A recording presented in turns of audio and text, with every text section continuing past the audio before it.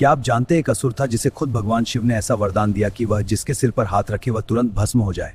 यह कथा शिव पुराण और भागवत पुराण में वर्णित है। उस असुर का नाम था भस्मासुर।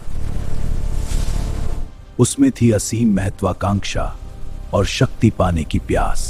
वह वर्षों तक कठोर तपस्या करता रहा।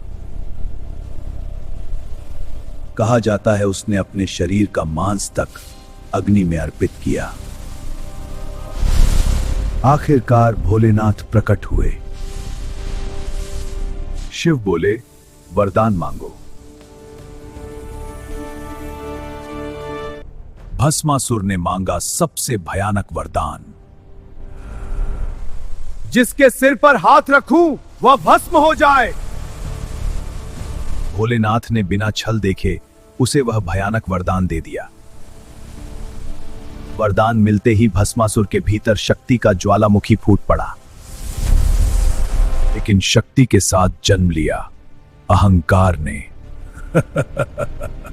उसने परीक्षण किया और एक विशाल वृक्ष पल भर में भस्म हो गया। अब उसे अपनी असीम शक्ति पर विश्वास हो चुका था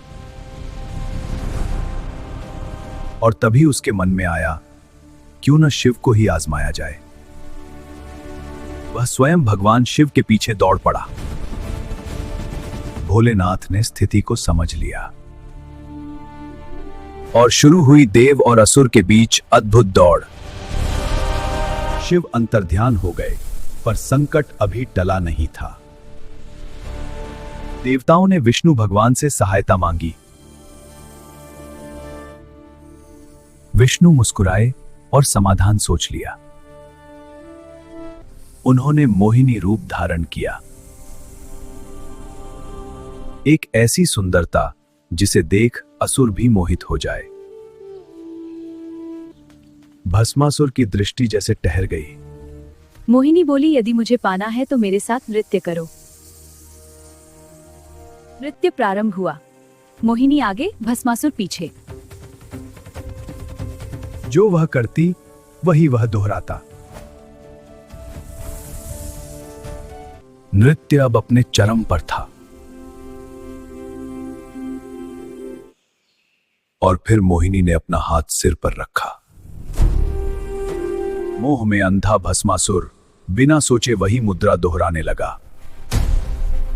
जैसे ही उसका हाथ सिर पर लगा, वरदान ने अपना असर दिखाया और वह स्वयं भस्म होने लगा। कुछ ही क्षणों में उसका अस्तित्व राख में बदल गया। अहंकार स्वयं के विनाश का कारण बन चुका था। मोहिनी का रूप विलीन हुआ और प्रकट हुए स्वयं भगवान विष्णु। शिव और विष्णु दोनों ने संसार को विनाश से बचा लिया था। भोलेनाथ की करुणा असीम है, पर शक्ति का दुरुपयोग घातक होता है। भस्मासुर की कथा हमें चेतावनी देती है, अहंकार सबसे बड़ा शत्रु है। जब शक्ति बिना विवेक मिलती है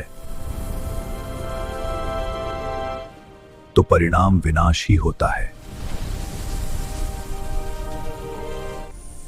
यही है भस्मासुर की कथा का शाश्वत संदेश।